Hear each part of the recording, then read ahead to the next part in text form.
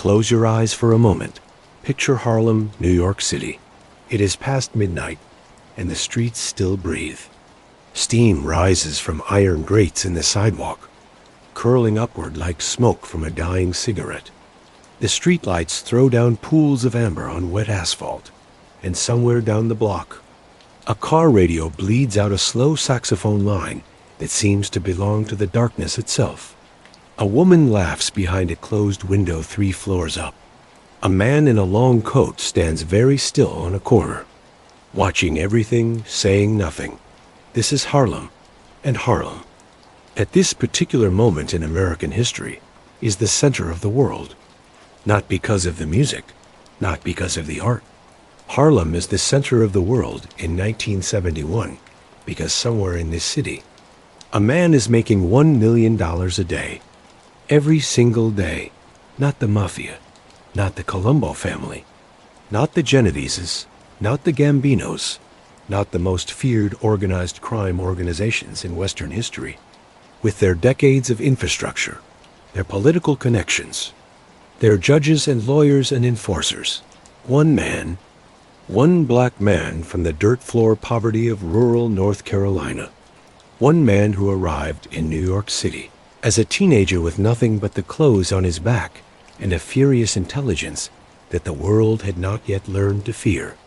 His name was Frank Lucas, and what he built, the network, the product, the reach, the revenue, was something that had never been done before and has never quite been done again. He did not just compete with the mafia. He made the mafia irrelevant. He cut them out of their own supply chain, flew directly to the source. Smuggled product through a method so audacious and so dark that even hardened federal agents struggled to believe it when they finally learned the truth. This is not a movie, although they did eventually make a movie about it, and it starred Denzel Washington. And it was very good. This is the real story. The documented story. The story of a boy born into American poverty, so complete that it bordered on cruelty. The story of a man who watched the system fail him and everyone he loved, and who decided, with cold and absolute clarity, that he would build a system of his own. This is the story of Frank Lucas. And it begins not in Harlem, not in the corridors of power, not in a courtroom or a federal prison. It begins in the red clay soil of North Carolina, in a place so poor that poverty itself would have been considered an upgrade. Before we go any deeper into this story, if you are new here, hit that subscribe button right now. This channel is dedicated to the real stories, the documented history, the lives that shape the world we live in today. Hit subscribe so you never miss a single one. Drop a like on this video if you love true crime and genuine gangster history. Not the Hollywood version, the real version. The one with texture and consequence and moral weight. Share this video with someone who loves real stories, someone who appreciates history told the way it actually happened, and most importantly, drop a comment right now and tell us, where are you watching from, and what time is it where you are? We want to know where our family is tuning in from around the world. We genuinely want to know. Now, let us go back to the beginning. September 9th, 1930. La Grange, North Carolina, to understand Frank Lucas. You have to understand this place, not as a dot on a map, but as a condition, a weight, a world with very specific rules about who mattered and who did not. And those rules were written in the most brutal language imaginable. La Grange sits in Lenoir County, in the eastern part of North Carolina. In 1930, this region was still organized around the old rhythms of southern agriculture. Cotton, tobacco, the slow devastation of sharecropping. Sharecropping, for those who need the context, was a system that had replaced slavery in name while preserving most of its essential features.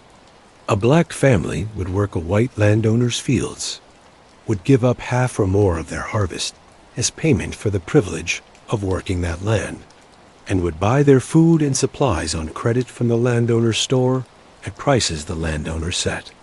At the end of the year, after all the accounting was done. A sharecropper family would often find that they owed more than they had earned, which meant they could not leave, which meant next year they worked the same fields, ran up the same debt, and the cycle continued. This was the world Frank Lucas was born into.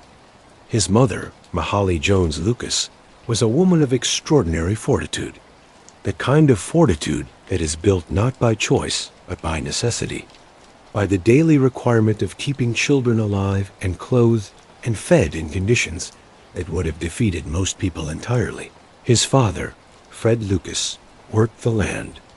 The family lived in a house with dirt floors, not metaphorically, literally.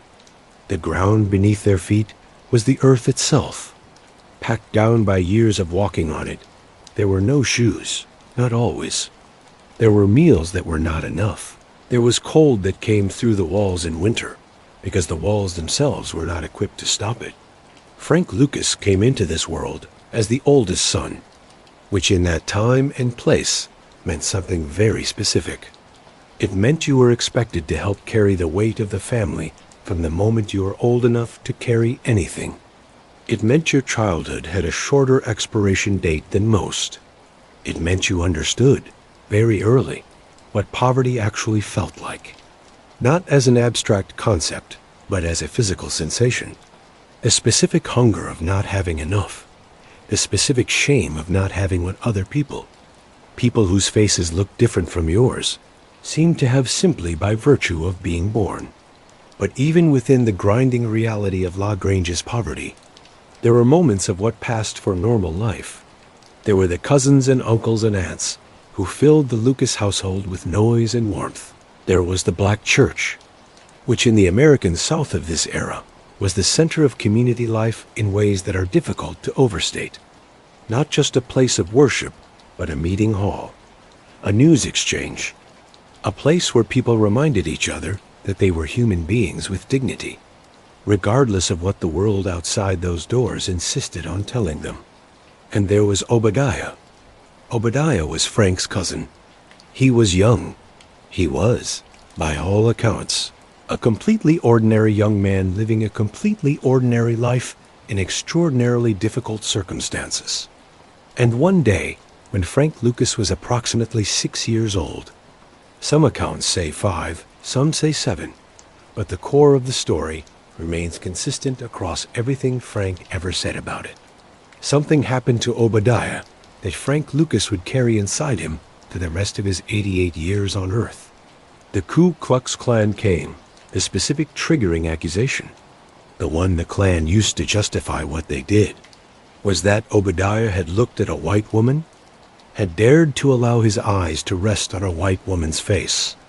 In the American South of the 1930s, under the shadow of Jim Crow laws and the lingering cultural architecture of slavery, this was considered an offense serious enough to warrant murder, and so they murdered him. Frank Lucas was a child. He watched this happen. He watched white men in hoods drag his cousin away. He watched what followed. The details are too grotesque to describe in full. The essential fact is this: a child saw pure, organized hatred kill someone he loved, and the men who did it faced no consequences whatsoever, because in the world Frank Lucas had been born into, the murder of a black person by white men was not a crime the law was particularly interested in prosecuting. Think about what that does to a child's interior architecture. Think about what it teaches him. At 6 years old, about the nature of power, about who has it and who doesn't, about what the law actually protects and what it doesn't, about whether the institutions of American society are there to help him or to harm him or to simply ignore him until ignoring him is no longer convenient.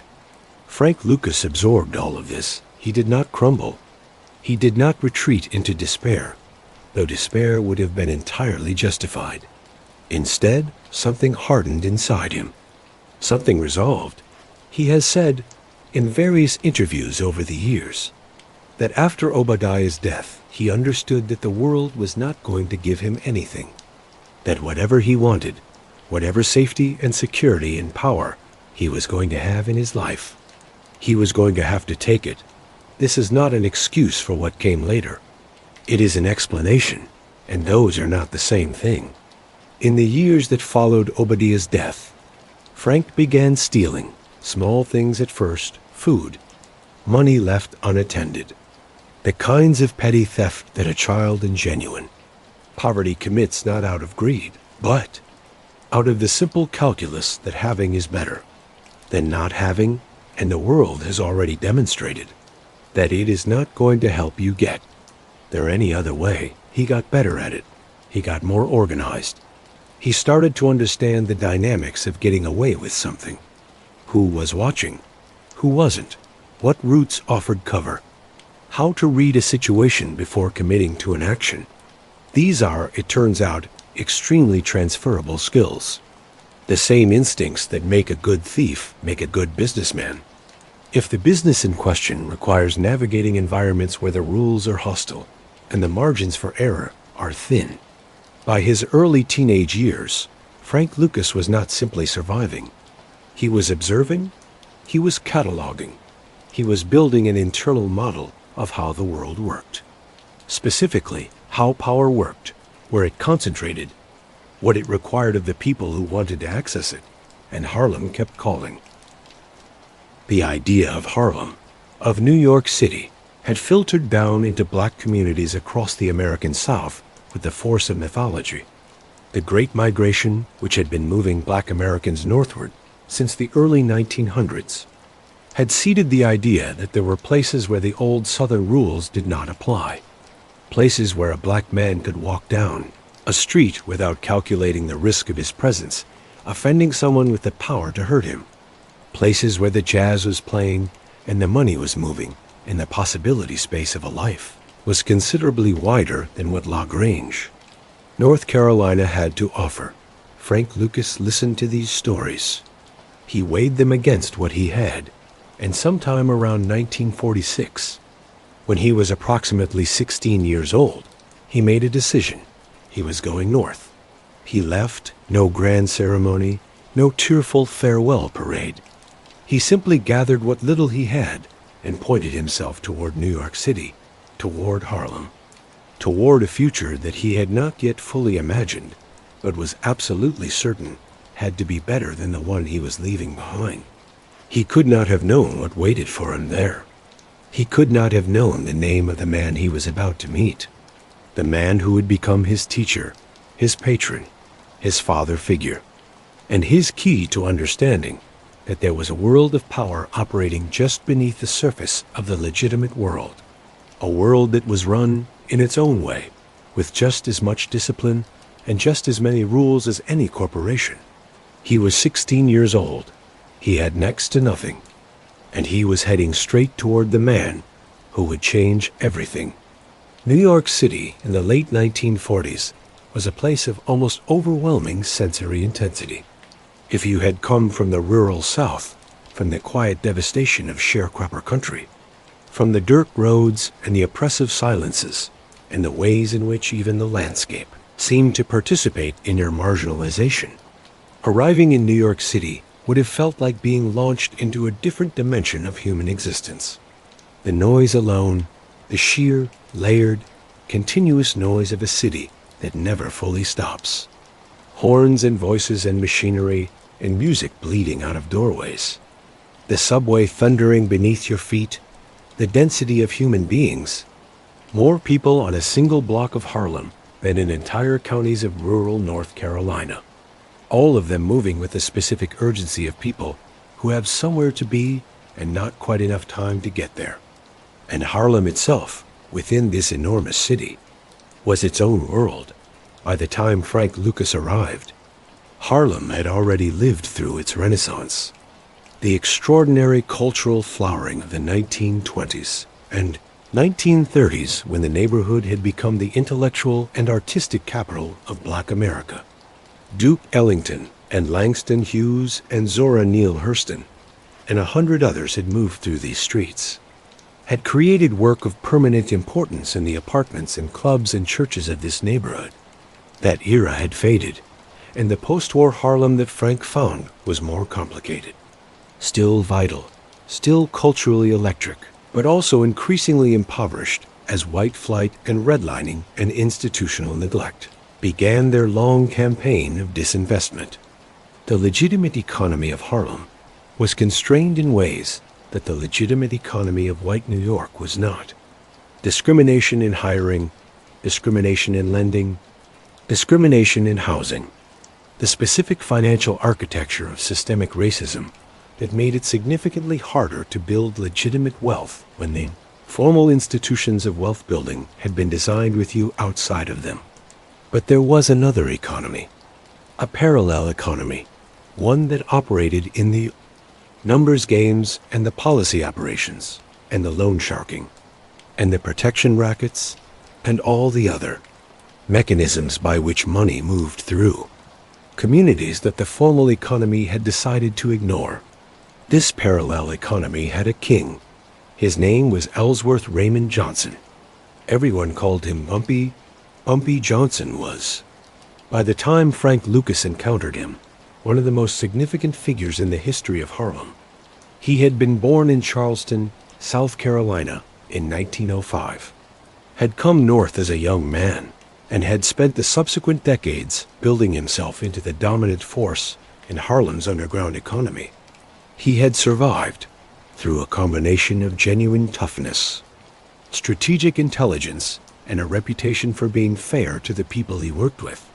The kinds of turf wars and criminal upheavals that had destroyed most of his contemporaries. He was famous for several things. He was famous for his intelligence. He read voraciously, could discuss philosophy and history and literature, and was known to carry books with him everywhere.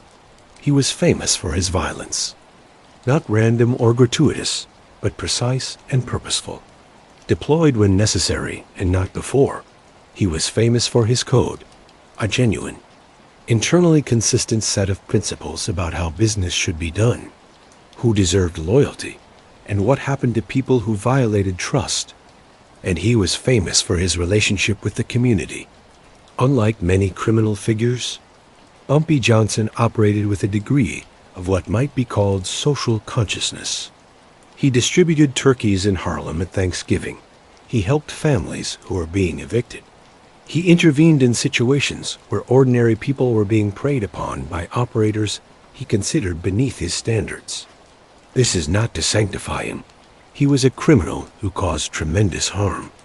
But it is to explain why, in Harlem, his name carried a particular kind of weight.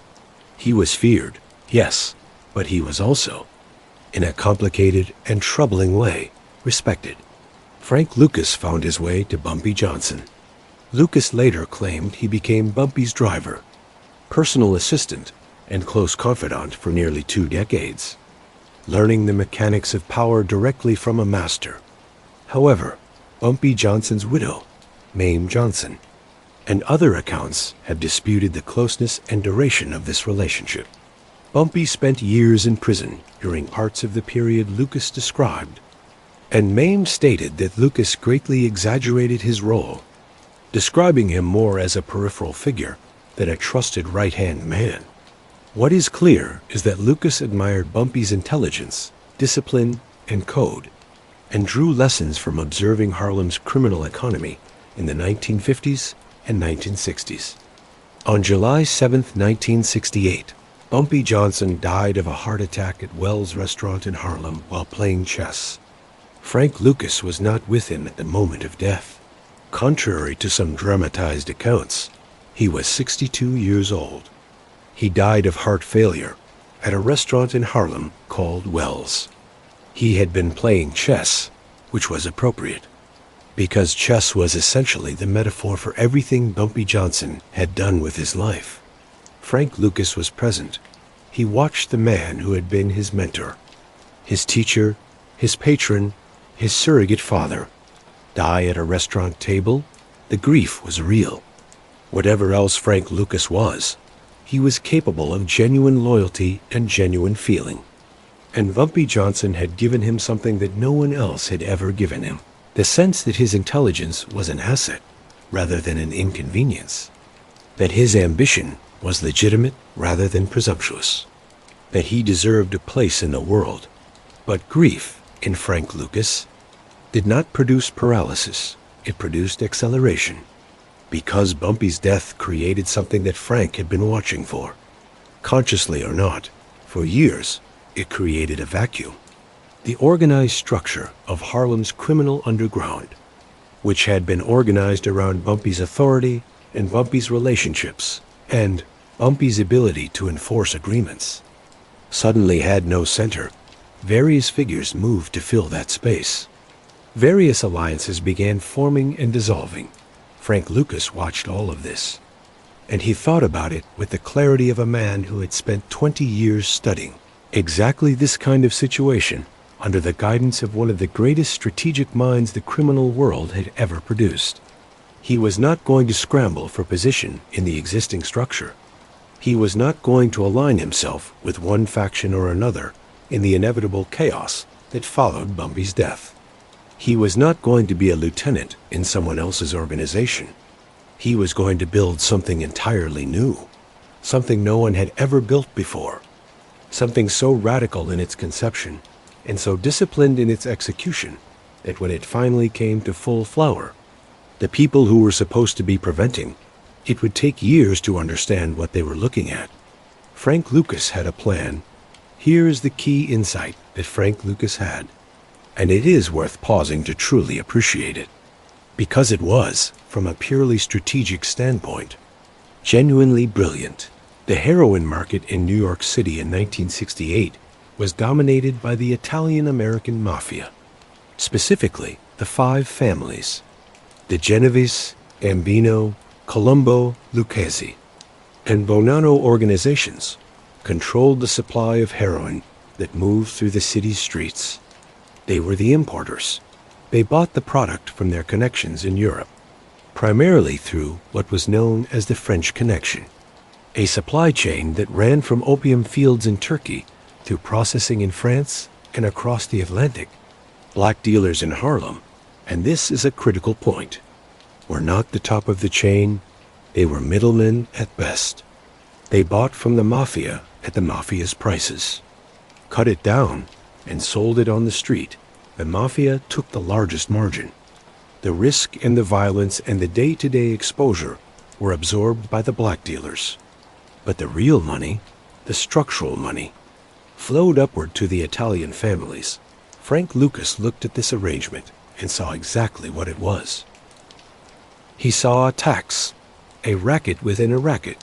The black dealers of Harlem were being played in the same way that sharecroppers were played, doing the labor, absorbing the danger, and giving the largest cut to someone who had structured the game to ensure they always won. And Frank Lucas, who had been born into the sharecropper economy and understood its mechanics in his bones, decided he was going to do the same thing Bumpy had done in a different context. Go around the people who were extracting from him and deal directly with the source. The question was, where was the source? In 1968, the answer to that question was pointing east and south, across the Pacific Ocean to Southeast Asia. The Vietnam War was consuming American military attention, American resources, and American lives at a rate that was generating enormous domestic trauma. Hundreds of thousands of American soldiers were serving in Vietnam, Thailand, and surrounding countries. The military infrastructure that had been built to support this war effort, the bases, the supply chains, the transportation networks, was enormous. And in the region surrounding Vietnam, particularly in the area known as the Golden Triangle, where the borders of Burma, Laos, and Thailand converge, there was heroin. Not just heroin, but heroin of a purity that made what was available in New York City look like a different substance entirely. The product coming through the French Connection was already cut and reconstituted multiple times by the time it reached Harlem. The heroin available in Southeast Asia was, in some cases, 98% pure. The best product in New York was rarely above 30 or 40%. If Frank Lucas could access that product directly, could deal with the people at the source rather than several links down the supply chain, He could offer something in New York that no one else could offer. He could offer a product so superior in quality that it would dominate the market on pure merit. And he could offer it at a price lower than anything the mafia could compete with. Because the mafia was buying from the same corrupted supply chain that everyone else was using, the plan required several things. First, it required actually getting to Southeast Asia. This was not trivial. Frank Lucas did not have diplomatic connections or military access or any of the normal channels by which a person might move between New York City and Thailand in 1968. But he was resourceful, and he was patient, and he understood that the key to most large problems is finding the right small door to push. He made it to Bangkok the specifics of his journey, the connections he used, the money he spent. The identities he may or may not have traveled under are not fully documented, and Frank himself was understandably circumspect about certain details, even in his later years when he was speaking more openly. What is documented is that he arrived in Southeast Asia and began working to establish the contact he needed. The contact he needed was General Kun Se. Kun Se is one of the most significant figures in the history of the global drug trade, and he deserves a moment of context. He was a Shan warlord who controlled vast tracts of the Golden Triangle, the region where the borders of Burma, Laos, and Thailand meet, and which was, at this time, the world's primary source of heroin. He had his own army. He had his own territory. He had relationships with governments and militaries across the region. He was, within his domain, essentially sovereign. He was also the person you needed to talk to if you wanted access to pure, high-quality heroin at source prices. Getting to Kan Se was not something you did by making a phone call or sending a letter. It required building a chain of relationships, finding the people who could arrange an introduction, demonstrating that you were serious, demonstrating that you had money and intention, and the capability to actually move product. It required patience and nerve in approximately equal measure. Frank Lucas had both. He met with Kan Sai, or with Kan Sa's representatives again. The precise details of these encounters are not fully public record, and he negotiated a deal. He would purchase heroin directly from the Golden Triangle at a price that, compared to what the mafia was paying for their European product, was almost incomprehensibly low. A kilogram of heroin that might cost the mafia several $1,000s after its journey through the French Connection could be purchased at the source for a few $100s. The math was extraordinary. If Frank could get the product to New York, he could sell it at half the price the mafia charged and still make margins that dwarfed anything available in the existing market. He could undercut his competitors on price, offer superior quality, and make more money than anyone in the history of Harlem's drug trade, if. The problem was getting the product from Southeast Asia to New York City. This was 1968 and 1969. Customs enforcement at American ports of entry was not what it is today, but it was not nothing. Large shipments of drugs passing through conventional import channels risked detection. The quantities Frank was envisioning, not the small parcels that individual soldiers had been bringing back in their luggage, but serious commercial quantities, required a solution that existing smugglers had not found. Frank Lucas found a solution. He found it. And it is one of the darkest facts in an already very dark story. And it is important that you understand the full weight of what this means before we continue. The United States military, during the Vietnam War, was shipping home the bodies of American soldiers who had died in combat.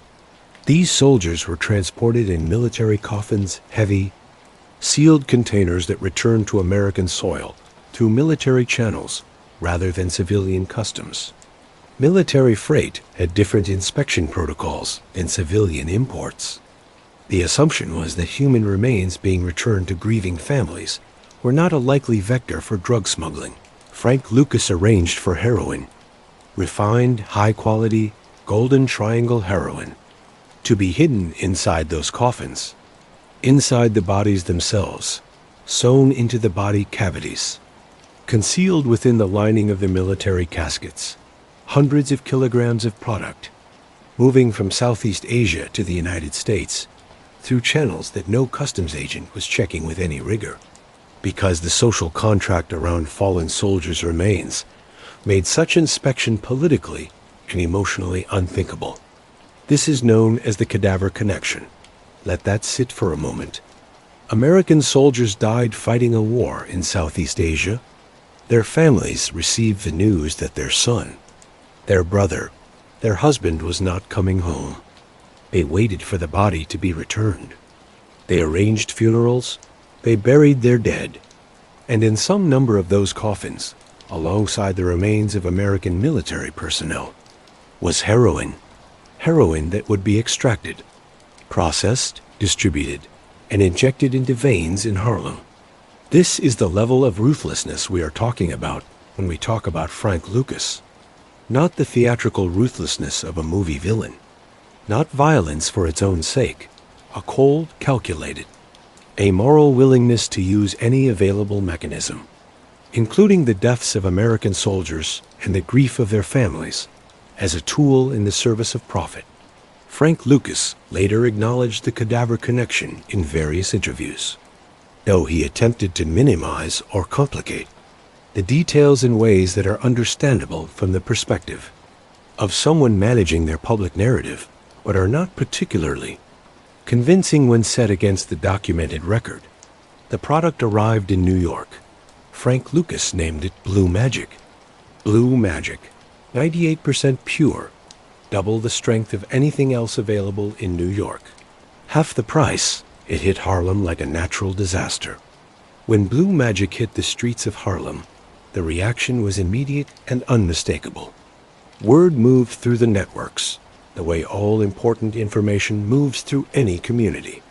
Fast, mouth to mouth, a chain of whispered urgency that spread from block to block, from corner to corner, from user to user. There was something new on the street, something different, something better than anything anyone had tried before. The product spoke for itself. At half the price of the mafia's supply and twice the potency, Blue Magic did not require a marketing campaign. It required only availability, and Frank Lucas, who had spent the better part of a year building the infrastructure to ensure continuous supply, made sure availability was not a problem. But here is where Frank Lucas distinguished himself from every other ambitious criminal operator in Harlem.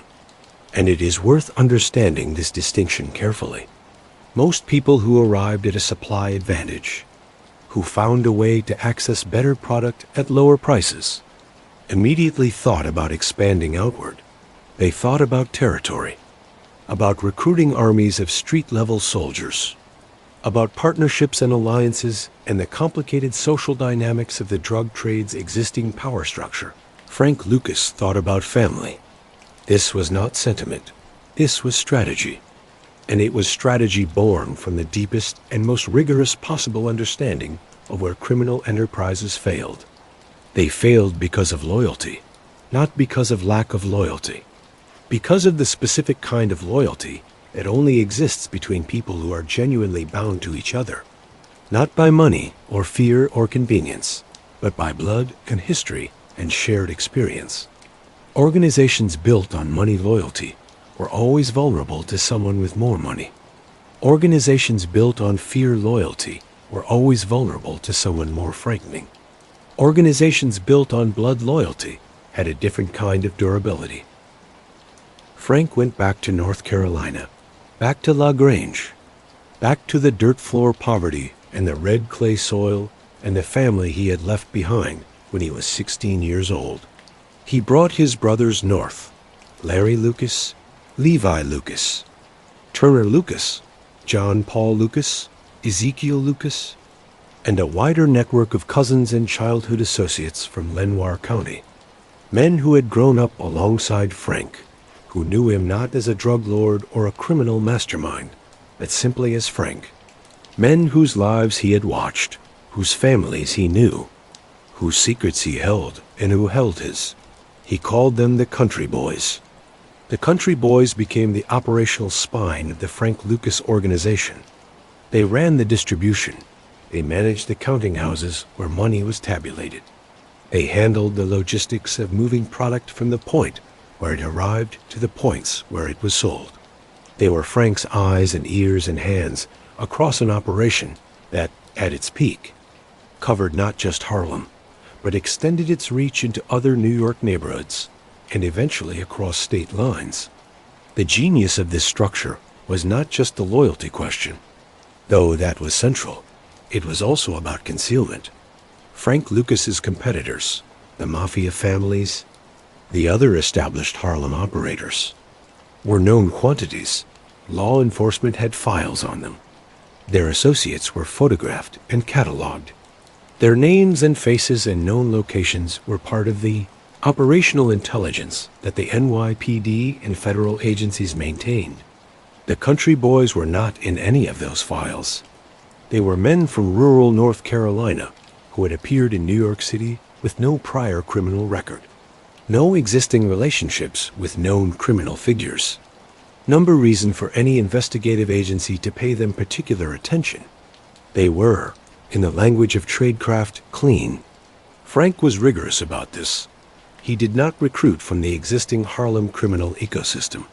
He did not bring in people who were already compromised, already known, already carrying the institutional weight of prior investigations. He kept his network contained, and he kept it composed of people he had known his entire life. The money began to flow at the operation's peak, and these numbers are derived from Frank's own statements. Frank Lucas was generating approximately $1 million per day in revenue from Blue Magic sales. $1 million a day in 1970 money. When you adjust for inflation, that figure becomes something even more staggering. He was operating at a scale that dwarfed most legitimate American businesses of the era. He was generating more revenue from a single Harlem distribution operation than many mid-sized corporations were generating from their entire national business. And he was doing it with a supply chain that the Italian mafia could not compete with, a distribution network they could not infiltrate, and an operational security posture that law enforcement, for several years, could not crack.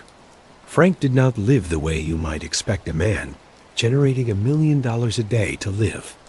And this, again, was deliberate strategy rather than personal austerity. He understood, because Bumpy had taught him this, that visibility was vulnerability. The flashy drug lord who drove the expensive car and wore the expensive jewelry and lived in the expensive apartment was the drug lord who attracted attention.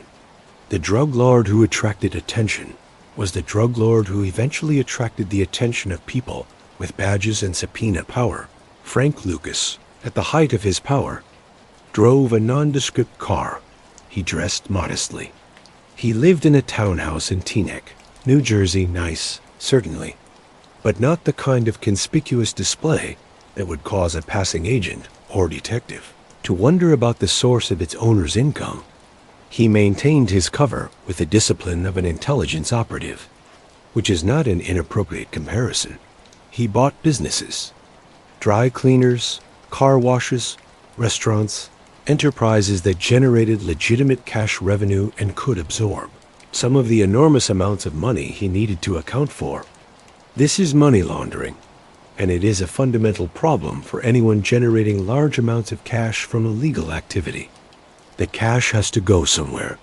It has to become, through some mechanism, money that can be deposited in banks, reported to tax authorities, and used to purchase legal assets without triggering investigation. He bought real estate, properties in New Jersey, in North Carolina. In New York, he was building, beneath the surface of his criminal operation, a legitimate financial infrastructure that would theoretically survive, even if the criminal operation didn't. He also, in this period, began building something else, something he had never quite had before, a life in 1967. Frank Lucas met a woman who would become, in the most complete sense, his partner. Her name was Doris, Julie Ferrate. She was Puerto Rican. She had won a beauty pageant, Miss Puerto Rico, by various accounts, or a significant competition in that ecosystem. And she was, by any measure, a remarkable physical presence. But what Frank Lucas responded to in Julie Ferrate was not simply beauty. It was something else. A quality of intelligence, of composure, of the specific kind of self-possession that belongs to people who have their own interior lives and are not simply mirrors for someone else's. Frank Lucas, who had spent his entire adult life being extremely careful about who he allowed into his confidence, fell for Julie Ferrate in a way that seemed to genuinely surprise him. She was younger than him. He was in his early 40s. She was in her 20s. The age gap was significant, and the power differential in their relationship was also significant. He was, at this point, one of the most powerful men in the New York underworld, with resources and reach that most people could not fully comprehend. But Julie Ferrate was not a passive participant in their relationship. She was sharp, and she was observant, and over time she became aware, if she was not aware from the beginning, of exactly what her partner did and how the money in their Teaneck home was generated. They married. They built a family in the Jersey suburbs. Children, a home, the external trappings of a stable and prosperous middle-class life. Frank Lucas, the boy who had grown up with dirt floors in North Carolina, now lived in a proper house in a nice neighborhood with a beautiful wife and healthy children, and all the markers of the American success story. The irony of this, the specific American irony of it, is worth dwelling on for a moment. Because Frank Lucas had achieved, in his way, exactly what the American dream promises, he had arrived with nothing. He had worked with extraordinary discipline and intelligence. He had built an empire. He had a family and a home and financial security that would not need to worry about the next meal or the next bill. The mechanism by which he had built all of this was monstrous. The human cost of blue magic, the addiction, the overdoses, the families destroyed, the lives cut short, was real and enormous. We will not look away from that.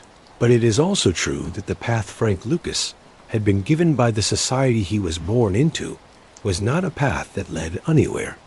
The legitimate routes to the kind of security he had built were systematically closed to a black man born in 1930 in La Grange, North Carolina. This is not an excuse. It is a context.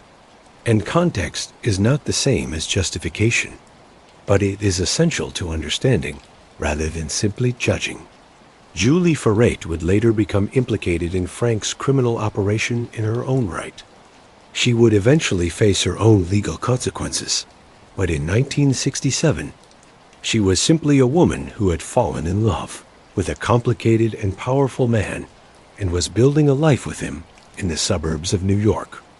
And then Frank made a mistake, the first real mistake, the one that would, in retrospect, look like the beginning of the end. It was a coat. January 28, 1971, Madison Square Garden, New York City. The fight between Muhammad Ali and Joe Frazier is one of the most legendary events in the history of American sport. It was called the fight of the century, and the label was not hyperbole. Both men were undefeated. Ali had been stripped of his heavyweight title 3 years earlier for refusing military induction, a principled stand that had cost him his prime years as a fighter. Frazier was the reigning heavyweight champion, a devastating left-hook artist from Philadelphia who hit with a power that seemed to operate by different physical laws than what normal men could generate. The fight sold out Madison Square Garden. It was broadcast around the world. Every celebrity, every politician, every business mogul, every criminal boss who had any pretension to being important in New York City was going to be at Madison Square Garden that night. Frank Lucas was going.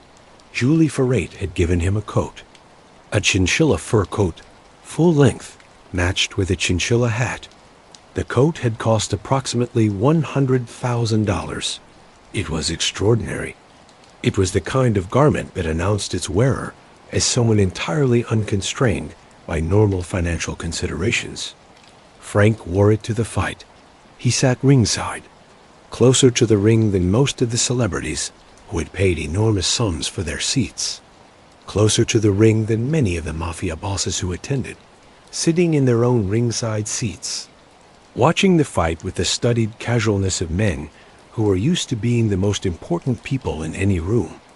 And sitting near Frank Lucas, wearing that coat, one of those mafia bosses looked over and saw something he found puzzling. A black man he did not recognize, sitting closer to the ring than he was.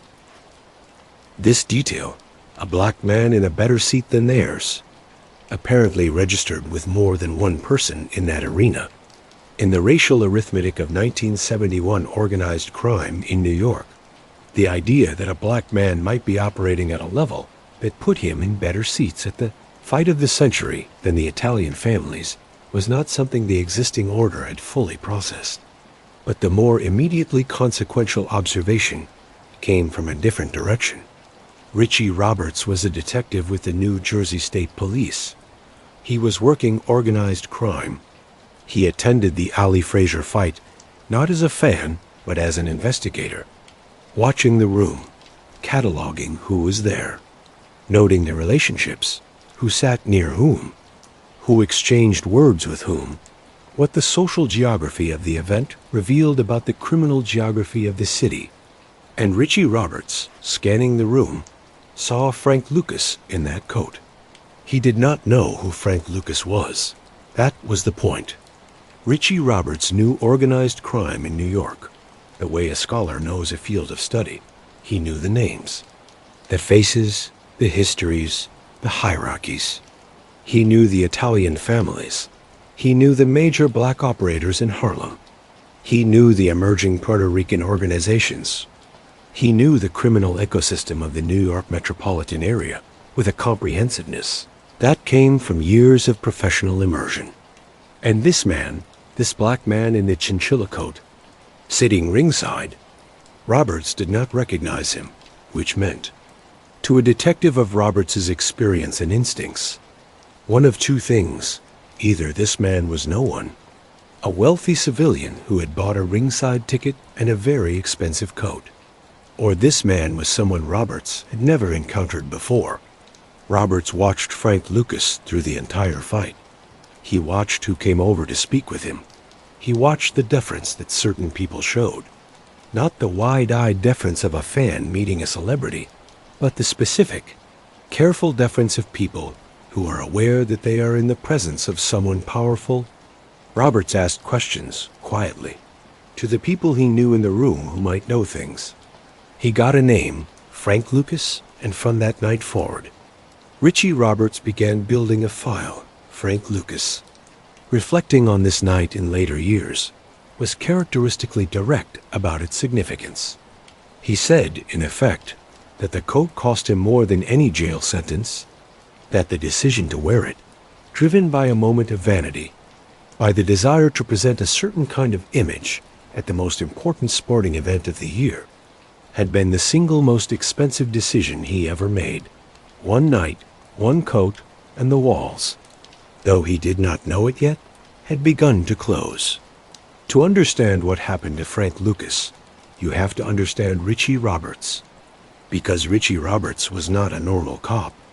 Not normal in the specific sense that mattered most, in an era of almost unimaginable corruption in New York City law enforcement. Richie Roberts was honest. This sounds like it should be the baseline expectation, rather than a distinguishing characteristic. You should not be able to say, this police officer was honest, as though it were a remarkable personal achievement. But in New York City, in the early 1970s, honesty was, in the specific world of narcotics enforcement, very much a remarkable personal achievement.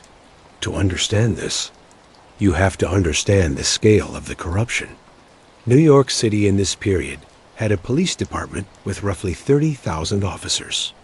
A significant portion of the narcotics division, The officers and detectives specifically tasked with fighting the drug trade were themselves embedded in the drug trade, not as investigators, as participants, as corrupt actors who took money from drug dealers in exchange for information, protection, and immunity. The Knapp Commission, which conducted a major investigation into NYPD corruption that ran from 1970 to 1972, documented this corruption in extraordinary and damning detail. Officers were accepting payments from drug dealers. They were tipping off dealers to coming raids. They were taking a cut of seized money rather than vouchering it. They were, in some cases, actively participating in drug distribution. This corruption was not marginal. It was systemic. It had infected the narcotics enforcement apparatus at multiple levels. Richie Roberts knew this, and he refused to participate in it. His refusal had consequences. There is a famous incident, documented, corroborated by multiple sources, and cited repeatedly in accounts of this era, in which Roberts and his partner discovered a car containing nearly $1 million in cash. This money was related to a drug investigation. The conventional wisdom among corrupt officers was that money found in these circumstances was an opportunity, that a portion of it, sometimes a substantial portion, simply did not make it into evidence. Roberts vouched every dollar. He turned it all in. His fellow officers were furious with him, not because he had done the right thing, that was almost beside the point, but because his decision to do the right thing implicitly criticized their decision not to. His integrity was a rebuke. His partners reportedly refused to work with him after this incident. He was isolated, treated as a problem rather than an asset. But Roberts had something more powerful than popularity. He had a genuine professional passion for his work. He believed, in a way that the corruption around him had not eroded, that the job of law enforcement was to actually enforce the law, and after the Ali Frazier fight, he had a specific target. He built a task force. It was a multi-agency operation, drawing from the NYPD, the New Jersey State Police, and eventually the Federal Drug Enforcement Administration, which had been established in 1973. The task force had a single focus: understand and dismantle the organization that Frank Lucas had built. This was harder than it sounds, because Frank Lucas, as we have established, was not operating in any way that made him obviously visible. He had no known criminal associates in the standard intelligence databases. His distribution network was composed of people with no prior criminal records. He moved carefully, traveled carefully, communicated carefully. Roberts began with surveillance, physical surveillance, following Frank, photographing him, mapping the geography of his movements and his contacts. Electronic surveillance, wiretaps, where legal authorization could be obtained, on phones connected to Frank and his operation. He built the picture slowly, a contact here, a meeting there, the gradual assembly of a map that showed the shape of the organization, even when the full details remained unclear. He recruited informants. This was the other side of the investigative equation. Inside Frank's operation, as inside any large criminal organization, there were people who had their own pressures and their own vulnerabilities, people who owed money, people who had been caught in other circumstances and were looking for relief, people who, for various reasons, could be persuaded or incentivized to share information with the investigators who were building the case. Getting informants inside the Lucas organization was difficult precisely because of its structure. The country boys who ran the core operations were not susceptible to the usual pressure points. They had not been arrested for other things. They had not run up debts to people who could be leveraged. They were loyal in the specific, durable way that family loyalty tends to be. But no organization is perfectly sealed. On the periphery, in the distribution networks below the country boys, in the street-level infrastructure, there were people who could be reached. Roberts also began to understand something that others had missed. The sheer scale of what Frank Lucas was doing was not consistent with anything that could be explained by the existing drug supply. The product was too pure and too cheap for it to be coming through the conventional channels. Something different was happening.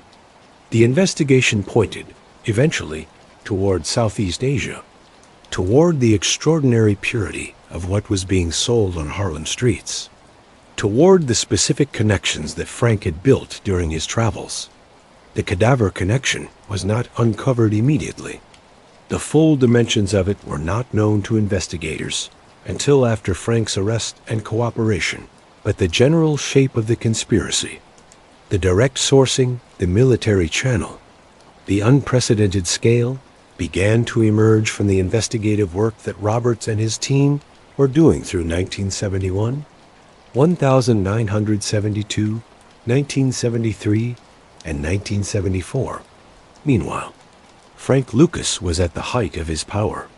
He was rich in a way that required active effort to conceal. He was influential in a way that extended far beyond Harlem. His relationships and his reputation reached across multiple states, into multiple industries, touching everything from legitimate real estate to the highest levels of the underground economy. He was, in the specific ecosystem he had built, a king, but Richie Roberts was watching, and the file was growing, and the walls were still, slowly and inexorably, closing. There is a particular tension in knowing what is coming, in watching someone at the apex of their power, while knowing that the apex is precisely where they are most exposed. It is the tension of a classical tragedy, where the audience knows the shape of the ending long before the protagonist does. Frank Lucas, in 1972, in 1973, and 1974, knew in the abstract that danger existed. He had not survived this long without an acute awareness of risk. He maintained his operational security. He kept his head down. He made no more chinchilla coat mistakes. But Richie Roberts was better than Frank knew. And in January of 1975, the abstract became specific. January 28, 1975. The date is precise. The operation was not improvised or opportunistic. It was the product of years of investigation, mountains of evidence, careful legal preparation, and the multi-agency coordination that only happens when federal prosecutors are confident enough in their case to commit the resources required for a major enforcement action. 100 federal agents, that is the number. Not a task force of a dozen detectives. 100 agents, D, FBI, NYPD, New Jersey State Police, converging on Frank Lucas's home in Teaneck, New Jersey, and on simultaneous targets across multiple states where members of the Country Boys were operating. The timing was not accidental. The date marked the anniversary, more or less, of the Ali Frazier fight, the night Frank's fur coat had put him on Richie Roberts' radar. Whether the investigators appreciated the symmetry is not recorded. Frank Lucas was home when they came. He had lived in this house in Teaneck, in the suburban comfort he had built for himself and Julie and their children, with the discipline of a man who knew the stakes. He had been careful. He had been methodical. He had been, for the most part, invisible. But the surveillance had accumulated. The informants had talked. The wiretaps had captured enough. The case was ready.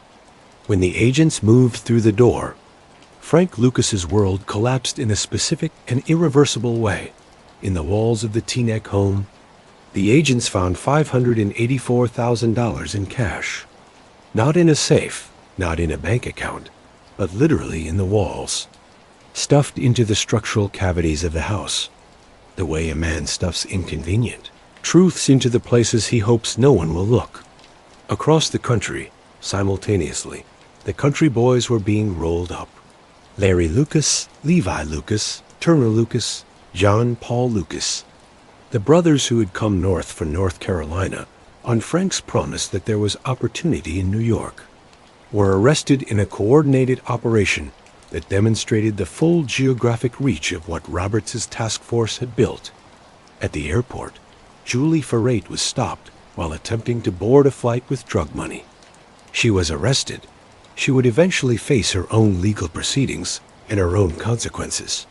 The operation Frank Lucas had built, the Blue Magic Empire, the Country Boys Network, the Golden Triangle supply chain, came apart in a single day.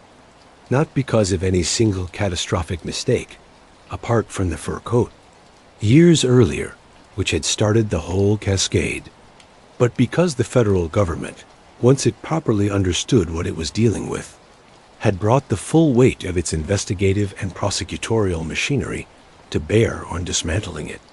Frank Lucas was in handcuffs.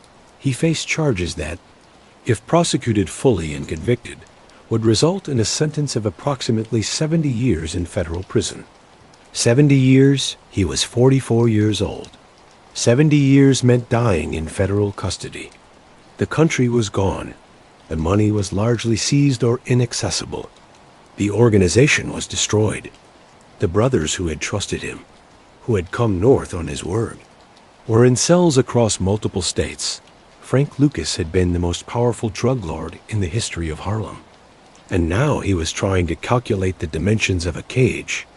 The decision Frank Lucas made in 1976 shocked the criminal world. He cooperated, not just cooperated in the minimal, grudging way that some defendants cooperate, offering a few names, providing a few details, doing the bare minimum required to get a sentence reduction. Frank Lucas went to the government with everything. He sat across a table from Richie Roberts, the man who had hunted him, who had spent years building the case that destroyed his empire, and he talked. This is, by any measure, a remarkable human dynamic, these two men. One a black drug lord from rural North Carolina, who had built the most sophisticated drug operation in American history. The other, a scrupulously honest New Jersey detective of Italian-American heritage who had spent years trying to dismantle that operation, now found themselves, by the specific alchemy of the American criminal justice system, in a collaborative relationship. Roberts later became Frank's attorney. He represented Frank Lucas in subsequent legal proceedings. They became, in the complicated and fraught way that is only possible between people who have been adversaries and then found common ground. Something like friends decades later, they would appear together at speaking engagements and interviews. Two old men examining the strange arc of their shared history. But in 1976, the dynamic was purely transactional. Frank had information. The government wanted it. Frank wanted a shorter sentence. The question was whether what Frank knew was valuable enough to justify the kind of reduction he was seeking. It was. What Frank Lucas knew specifically, what he knew about the relationships between the drug trade and the law, enforcement apparatus that was supposed to be combating it, turned out to be extraordinarily valuable because Frank, operating at the level he had operated at, had inevitably come into contact with the corruption that ran through the NYPD and other agencies. Drug dealers at Frank's level did not simply avoid law enforcement. They cultivated relationships with it. They knew which officers were buyable. They knew who would tip them off to an impending raid in exchange for a cash payment. They knew which detectives would look the other way in exchange for a regular retainer. They knew which prosecutors could be reached. They understood, with the clarity that comes from direct financial transactions, which elements of the law enforcement apparatus were actually protecting them rather than pursuing them. This information, names, dates, amounts, specific transactions, was what Roberts and the federal prosecutors most wanted. And Frank provided it. The result was a prosecution wave that went through the NYPD and related agencies like a controlled demolition. More than 100 law enforcement officers were investigated, charged, and in many cases convicted based on information provided by Frank Lucas. Police officers who had spent years supposedly fighting the drug trade in New York were exposed as participants in it. Detectives who had made careers on drug arrests were revealed to be on the payrolls of the people they were arresting. This is the context in which Frank Lucas's cooperation needs to be understood. He did not simply expose criminal competitors or street-level dealers. He exposed the systemic corruption that had allowed the drug trade to flourish, the arrangement by which the police and the criminals had reached a kind of mutual accommodation, with the criminals paying and the police protecting, and everyone except the communities being destroyed by addiction suffering any real consequences. The revelations were damaging enough to the credibility of the NYPD that they became part of the ongoing public conversation about police corruption that had been turbocharged by the Knapp Commission. They contributed to a wave of reforms, prosecutions, and institutional changes that, slowly, imperfectly, incompletely, began to address some of what had made the system so grotesquely compromised. Frank Lucas's cooperation reduced his sentence from the 70 years he had been facing to 5 years. 5 years. He was released in 1981. The streets did not forgive him in the world he had inhabited. Cooperation with law enforcement was the deepest possible violation. The people he had given up, or people connected to them, or people who simply held the cultural code, viewed Frank Lucas as someone who had broken the fundamental rule. There was no rehabilitation in that world. There was no nuanced discussion about the systemic corruption he had exposed. There was simply, he talked, he told, he was a rat. Frank Lucas returned to a world that had reorganized itself in his absence, that had no comfortable place for him, and that had a long and institutional memory for betrayal. He was 50 years old. He had almost no money. What hadn't been seized by the government had been spent on lawyers or consumed by the years of legal proceedings. He had a criminal record. He had enemies, and the streets, which had once belonged to him, were run by people who had grown up in the world blue magic had helped create. Freedom, for Frank Lucas, did not arrive with the clean slate of a Hollywood ending. It arrived, instead, with the weight of accumulated consequence, the specific heaviness of a man in his 50s who had spent his most productive years building and then destroying a criminal empire, who had lost most of the financial fruits of that empire, and who was returning to a world that was simultaneously familiar and alien. He had been away for 5 years.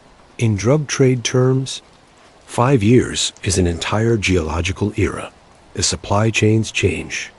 The street hierarchy changes. The product changes. The enforcement landscape changes.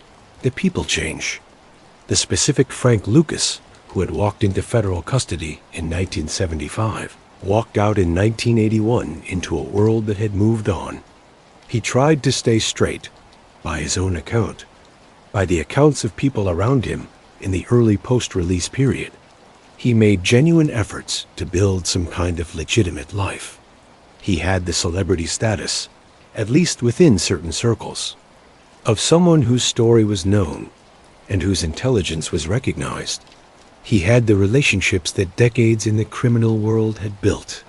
He had the experience of running a multi-million-dollar operation, which is stripped of its specific application, genuinely transferable management knowledge. But the legitimate world had very little interest in the particular resume of Frank Lucas. And the illegitimate world was always there, always present. The habits and the networks and the specific economic logic of the drug trade are not easily forgotten by someone who spent the better part of a decade at its apex.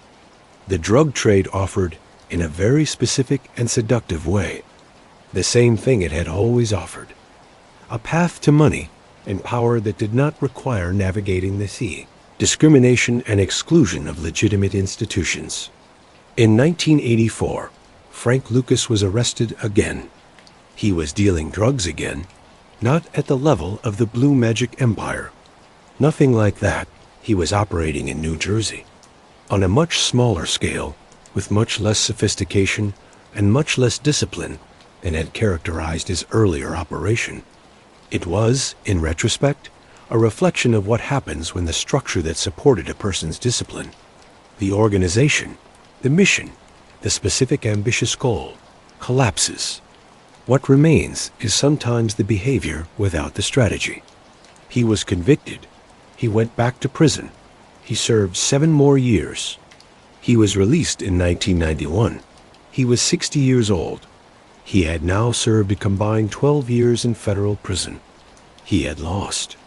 Through legal proceedings and seizures and fees, in the simple attrition of time, essentially all of the financial empire he had built, the properties, the businesses, at cash reserves gone, dispersed, seized, spent on lawyers, consumed by the legal system that had processed him for the better part of 2 decades. What he had left was his life.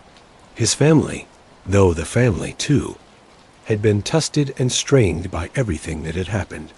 His health, which, given the violence and stress of the world he had inhabited, was perhaps the most surprising asset remaining. And his story? The story was something. He spent the 1990s in relative obscurity.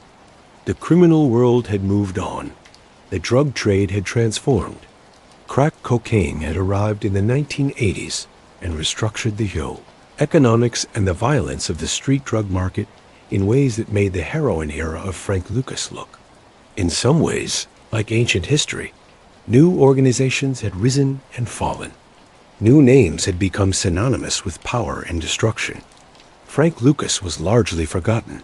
And then, in 2000, a journalist named Mark Jacobson published an article in New York Magazine about Frank Lucas. The article, titled The Return of Superfly, reintroduced Frank Lucas to a public that had either never heard of him or had heard only fragments. It told his story with the narrative energy and historical texture that the story deserved.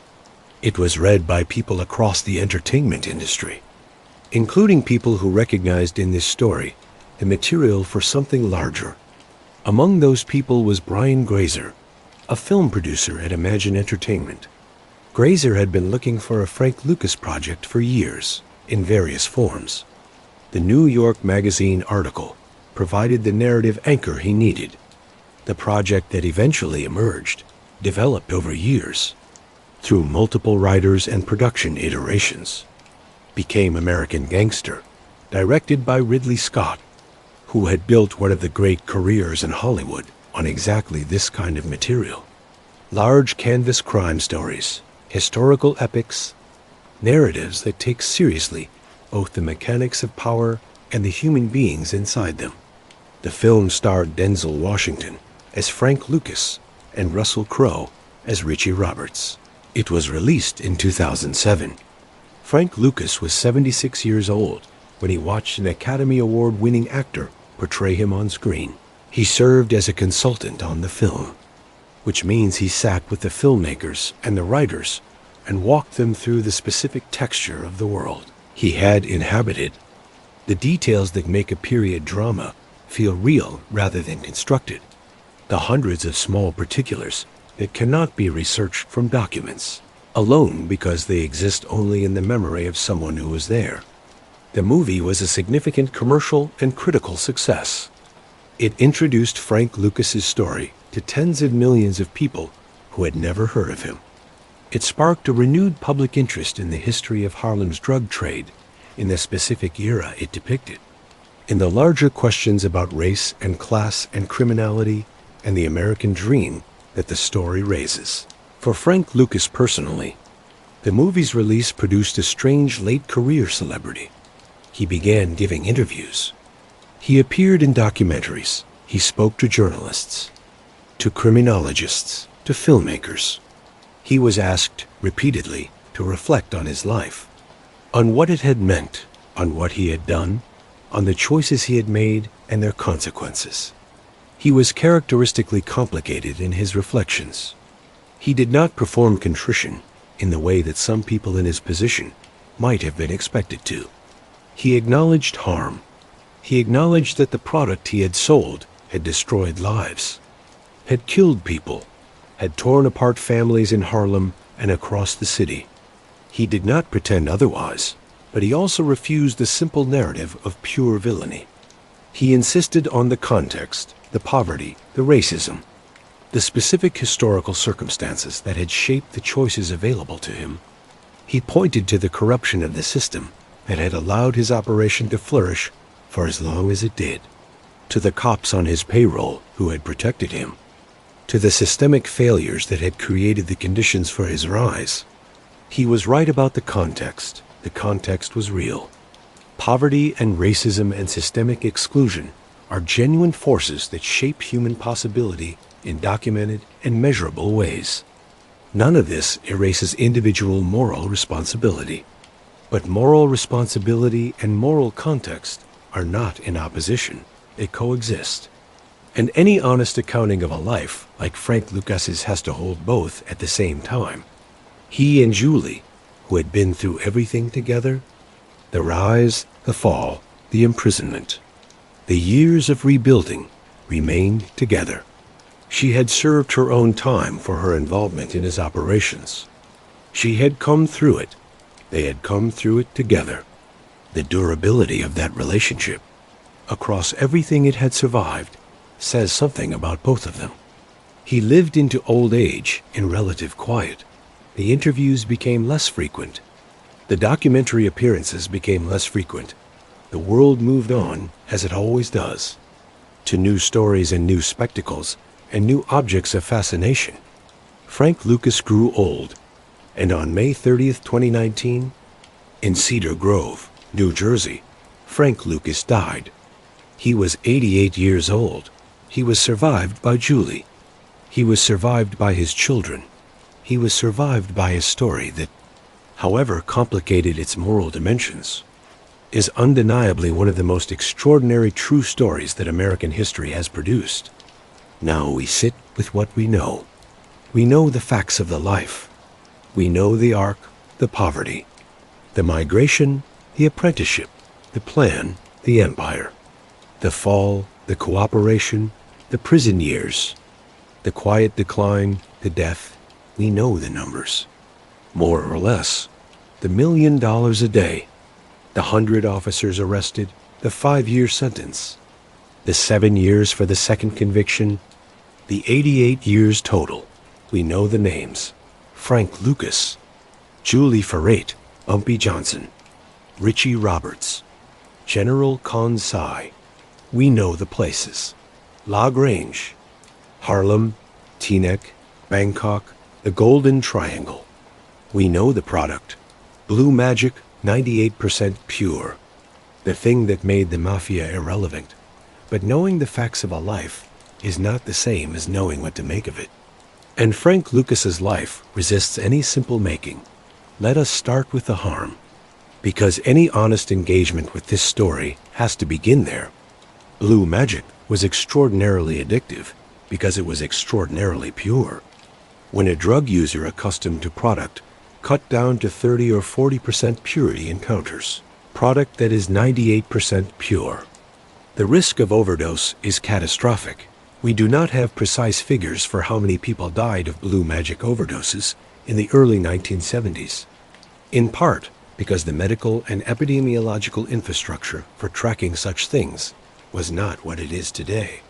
But the number was not small. Beyond the overdose deaths, there is the devastation of addiction itself. Heroin addiction, any serious addiction, is not a condition that exists in isolation. It radiates outward through families and communities. The addicted person loses work capacity, loses the ability to maintain relationships, loses sometimes the ability to function in the basic logistics of daily life. Children of addicted parents suffer specific, documented, long-term harm. The communities where addiction is concentrated experience broader economic and social effects. The destabilization of local businesses, the increase in property crime driven by people seeking money for drugs, the diversion of community resources to address the consequences of addiction. Harlem, in the early 1970s, was already under pressure from systemic disinvestment, from the broader urban crisis of the post-war era, from the documented policy choices that had concentrated poverty and reduced opportunity in communities of color. Blue magic hit this already stressed community like an accelerant. It did not create the underlying conditions of poverty and marginalization, but it made everything worse. The families destroyed. The children who grew up without parents, who were fully present because addiction had taken something essential from those parents. The neighborhoods that became associated in the public imagination and in the calculations of investors and policymakers with drug-related dysfunction. The human cost of all of this is real and incalculable. Frank Lucas calls this, whatever the context, whatever the systemic forces that shaped his choices, whatever the validity of his critique of the corruption and racism that defined the world he was born into. He made blue magic, he brought it to market, and it destroyed lives on a scale that is genuinely difficult to fully comprehend. Now let us hold that truth alongside the other truths. Frank Lucas was born into a level of poverty that most Americans today cannot fully imagine. Not relative poverty, not the poverty of not having the latest phone or not being able to afford a vacation. The poverty of dirt floors, the poverty of not having shoes, the poverty of watching your cousin murdered by white men in hoods and understanding at 6 years old that the institutions of American society have decided that your life and the lives of everyone who looks like you are worth less than the comfort of the people who killed him. He grew up in a country that had, through deliberate and sustained policy choices, constructed a system in which the legitimate accumulation of wealth was significantly harder for Black Americans than for white Americans. This was not accident. It was architecture, redlining, the practice of explicitly denying mortgage lending to black families in certain neighborhoods, enforced by the federal government itself, systematically prevented black Americans from building the home equity that constituted the primary mechanism of middle class wealth accumulation for most of the 20th century. Discrimination in hiring, in education, in lending. These were not incidental features of American life, but central ones, embedded in law and practice and institutional habit. Into this world, Frank Lucas introduced himself, a boy with extraordinary intelligence, strategic intelligence, social intelligence, organizational intelligence, with no legitimate outlet for it. A young man who looked at the structures of power and saw with complete clarity how they worked and who they were built to serve, and decided to build his own structure.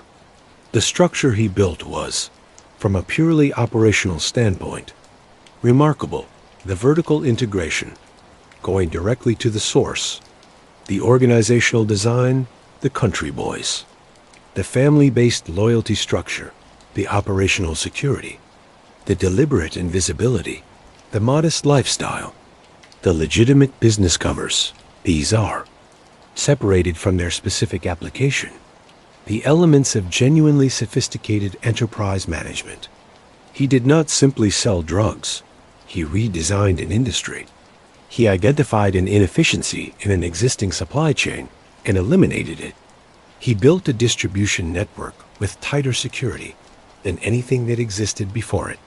He managed a multi-million-dollar operation across multiple states and multiple countries with a degree of organizational competence that most business school graduates would struggle to replicate. None of this makes what he did acceptable, but it complicates the simple narrative of the brute criminal, the mindless destroyer, the pure agent of chaos. Frank Lucas was not that. He was something more disturbing and more interesting. A man of genuine gifts who applied them to devastating ends. There is a version of American history in which Frank Lucas is celebrated, in which his story is told as the story of the scrappy entrepreneur who beat the establishment at its own game, who identified a market opportunity, built a superior product, undercut the entrenched competition, and built an empire from nothing in any other industry. The biography of Frank Lucas would be taught in business schools. This version of the story is wrong, or at least incomplete, because it abstracts away the human cost. The product was not a better mousetrap. The distribution network was not delivering goods that improved lives. The empire was built on addiction and death. There is another version of American history in which Frank Lucas is simply condemned, in which his story ends with the accounting of harm. The overdoses, the families destroyed, the communities damaged, and the verdict is unambiguous. Villain, monster, pure agent of destruction. This version is also wrong or incomplete because it abstracts away the systemic context, because it holds Frank Lucas to a standard of moral accounting that the American system that produced him did not hold itself to, because it condemns the man who responded to systemic violence and exclusion with his own violence and exploitation, while leaving unexamined the systemic violence and exclusion that preceded and shaped his choices. The honest version of this story holds both things at the same time. Frank Lucas was a product of the worst of America, of the poverty and the racism and the violence that the American system inflicted on black communities for generations. With neither apology nor remedy, he was shaped by a childhood of genuine deprivation and genuine terror. He was formed in environments that left very little legitimate space for his considerable intelligence and ambition. And Frank Lucas was also a man who made choices, who chose, with full awareness of the consequences, to build an empire on a product that he knew would addict and sometimes kill the people who used it, who was willing to use the coffins of dead soldiers as a smuggling mechanism, who caused, through the specific enterprise he built and ran, enormous harm to the communities he came from. Both of these things are true. They exist in the same story, in the same life, and any honest engagement with that life requires holding both of them at the same time without resolving the tension prematurely in either direction. What does his story say about America? It says that America created the conditions that made Frank Lucas possible, and that this is not a source of pride. The poverty of La Grange, the murder of Obadiah, the specific mathematics of a system designed to exclude black Americans from the legitimate mechanisms of wealth and power. All of this is American. All of this produced the specific human being who became Frank Lucas.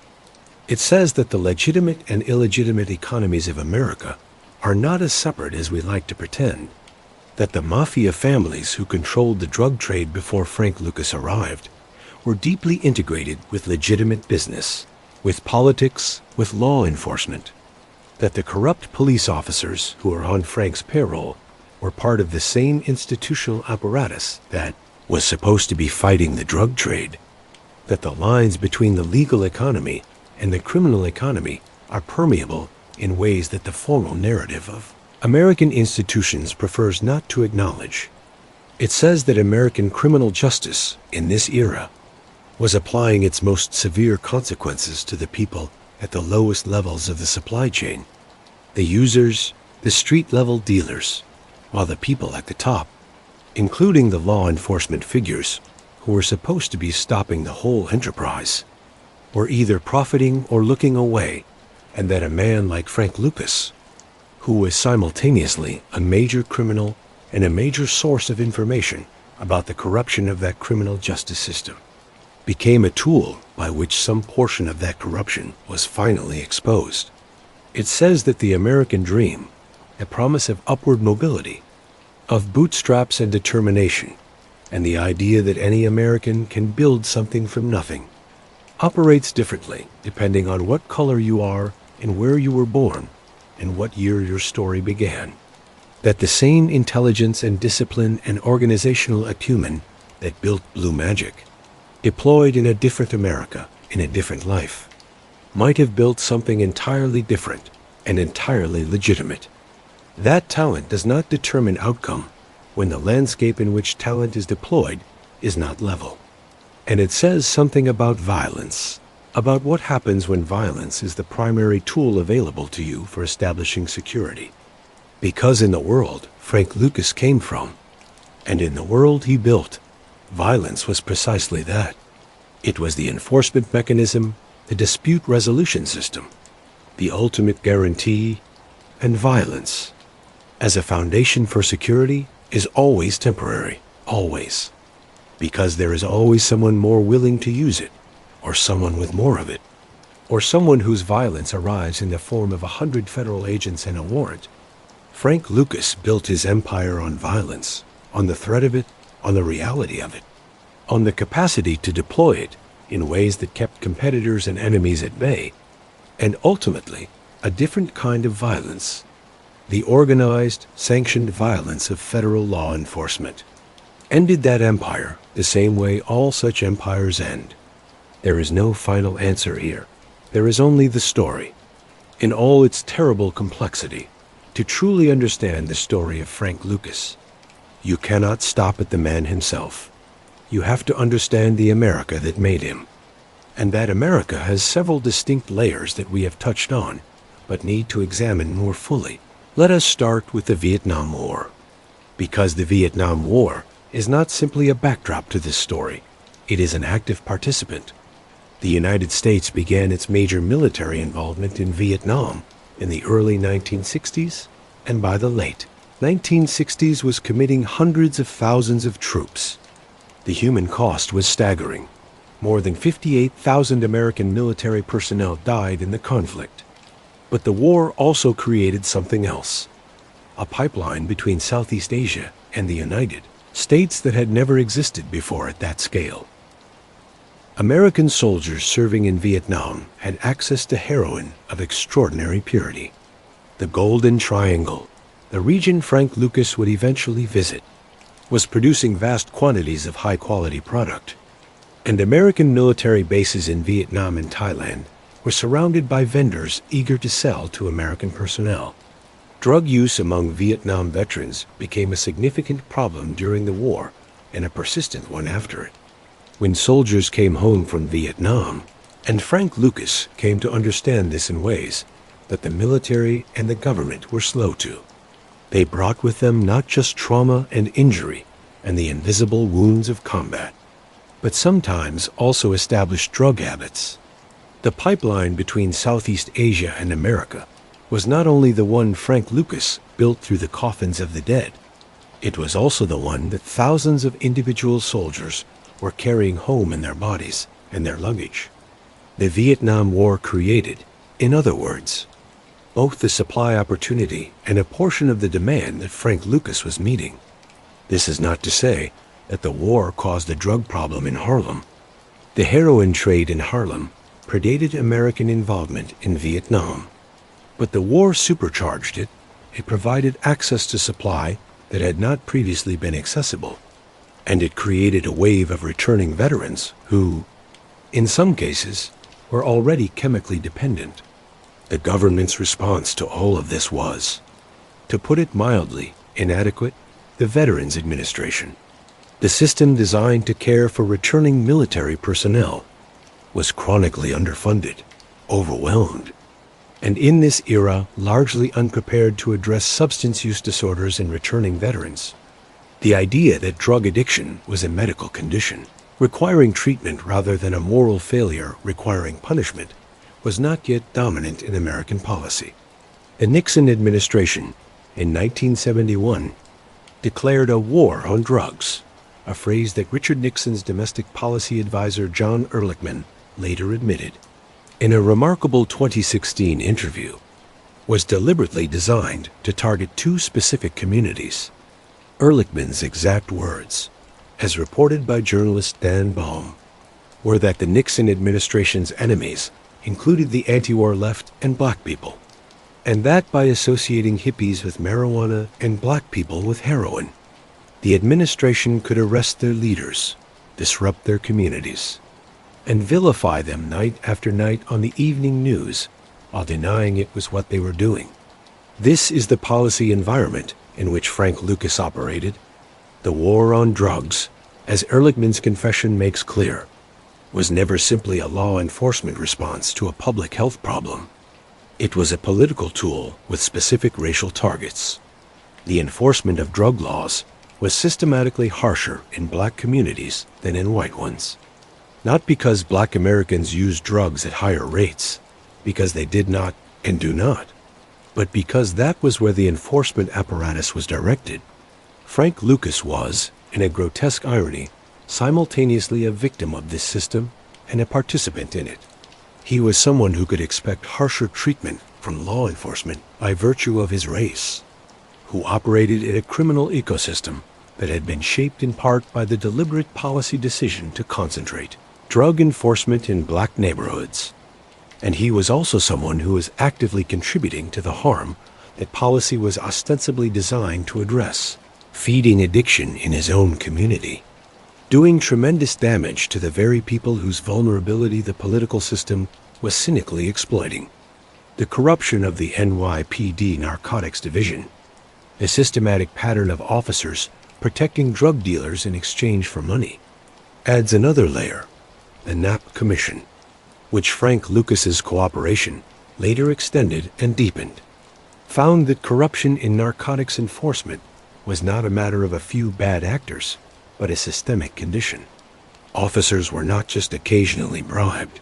They were operating within an informal system in which taking drug money was effectively normalized, in which honest officers were ostracized and pressured, in which the institutional culture had accommodated itself to corruption as a routine feature of the job.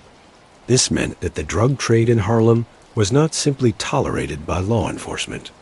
It was, in a very specific sense, facilitated by it. The corrupt officers who were on Frank Lucas's payroll, who tipped him off to raids, who looked the other way at his operations, who protected his network from the enforcement actions that would have disrupted it, were part of the reason the Blue Magic Empire lasted as long as it did. When Frank Lucas cooperated with Richie Roberts and exposed more than 100 law enforcement officers, he was exposing something that the system itself had been trying to conceal. The people whose cooperation he purchased were not outliers. They were participants in a pattern, and their exposure, while absolutely deserved, was also profoundly embarrassing to the institutional NYPD in ways that went far beyond the individual cases. All of this is the America that Frank Lucas navigated. Not the America of textbooks and founding documents and idealistic self-description. The America of power differentials and racial violence and systemic exclusion and institutional corruption. The America that was, in this period, simultaneously fighting a war abroad for values it was not consistently practicing at home, and fighting a war on drugs that was explicitly designed to punish communities of color rather than address addiction as the public health crisis it actually is. Frank Lucas did not create these conditions. He found them and used them, and was used by them. We have discussed the overall architecture of the Frank Lucas operation, but there is value in going deeper into the specific mechanics, how Blue Magic actually moved from source to consumer, and what made the operation as durable and profitable as it was for as long as it lasted. At the top of the supply chain was the relationship with the Golden Triangle, with the opium farmers and processing operations in the region where Burma, Laos, and Thailand converge. This was the most extraordinary part of the entire enterprise, that Frank Lucas, a black man from North Carolina with no international connections, no military contacts, no government relationships, managed to establish a direct commercial relationship with one of the world's primary heroin-producing operations. The key to this, as with everything Frank Lucas accomplished, was personal relationship and demonstrated seriousness. He traveled to Bangkok. He spent money demonstrating that he was a real buyer. He built the connections that got him in front of the right people. He negotiated terms. He was, in the language of international commerce, a customer who showed up in person, who had the resources to be a significant purchaser, and who demonstrated the organizational capacity to actually absorb and distribute large quantities. The Golden Triangle sources he worked with were not doing him a favor. They were doing business. Frank represented a direct American market connection, a customer who could move volume and pay reliably. From their perspective, he was simply an unusually capable importer. The product, once it was sourced, had to get to New York. The cadaver connection handled the largest shipments. But Frank also used other mechanisms, human couriers, modified containers, the various creative approaches to international smuggling that have been employed by drug traffickers throughout history. The coffin route was the most audacious and most shocking. But it was not the only one. When the product arrived in New York, the next stage was processing and packaging. Blue Magic was not sold in the 98% purity form in which it arrived. It was cut, reduced in purity by mixing with other substances. Before reaching street level, the cutting served multiple purposes. It stretched the supply, more volume from the same raw material. It allowed profit margins to multiply as the product moved down the distribution chain, and it brought the purity to a level that, while still extraordinarily high by the standards of what else was available, was manageable for experienced users. The cutting operation was conducted by trusted members of the organization, country boys, or people directly supervised by country boys, in locations that were secured and not publicly known. Security at the cutting level was critical. If law enforcement found a cutting operation, they had found the heart of the enterprise. The physical evidence, the product, the cutting agents, the packaging materials, the scales, was damning in exactly the way that the more diffuse evidence of a financial investigation was not. The packaged product moved to distribution points, not retail, not direct street sales by the core organization, but wholesale distribution to dealers who would then manage the street-level sales themselves. This was another element of Frank's organizational intelligence. He did not want his core people doing street sales. Street sales were the highest exposure part of the operation, the point where police contact was most frequent, where evidence was most easily gathered, where the risk of arrest was greatest. By selling wholesale to independent dealers, Frank separated his organization from the street-level risk. The dealers who bought from him were taking on that risk. If they were arrested, they knew the rules of the business. They absorbed their own consequences. They knew who they had bought from. But the pressure to give up a supplier in exchange for leniency is the same pressure that had to be resisted, and many of them, because they feared what cooperation with the government would bring from Frank Lucas's direction, kept their mouths shut. The money came back up the chain, cash from street sales moving to the wholesale dealers, cash from wholesale dealers moving to the country boys, cash from the country boys consolidated and brought to Frank at peak operations. Frank was taking in approximately $1 million per day in revenue. Costs, the source purchase, the transportation, the organization's overhead, the various payments to people who needed to be paid, were substantial, but the margins, given the wholesale price of Golden Triangle heroin compared to the street price of Blue Magic in New York, were extraordinary even after costs. Frank was accumulating money at a rate that the legitimate economy simply did not offer. The money had to be managed. This is the specific challenge that very large criminal enterprises face that smaller operations do not. A street dealer can manage his cash without sophisticated financial infrastructure. An operation generating $1 million a day cannot. The volume of physical currency becomes a logistical problem. Where to put it, how to move it, how to convert it into forms that can be used for legitimate purchases without triggering the financial surveillance that the federal government maintains around large cash transactions. Frank's approach combined several strategies. Cash businesses, the dry cleaners, car washes, restaurants, absorbed some of the money by commingling illegal cash with legitimate business revenue. Real estate purchases provided a vehicle for large cash outlays. Though real estate transactions large enough to be meaningful also attracted scrutiny, some money was moved in cash, physically, to locations outside New York, to North Carolina, where the Lucas family had deep roots, and where Frank was investing in properties and businesses that provided both legitimate cover and real asset accumulation. The offshore movement of money, the routing of criminal proceeds through foreign bank accounts and shell companies. That became standard practice for large-scale drug operations in subsequent decades was not yet as developed in the early 1970s as it would become. Frank's money management was more direct, more physical, and correspondingly more vulnerable to seizure. The $584,000 found in the walls of the Teaneck home was not the entirety of Frank's cash reserves at the time of his arrest. It was what the agents found in one location on one day. The broader financial picture of the Lucas operation. What was seized, what was hidden, what had been moved, what had been spent, was never fully reconstructed to the satisfaction of everyone involved. What we know is that by the time Frank was released from prison in 1981, very little of the original empire's financial fruits were accessible to him.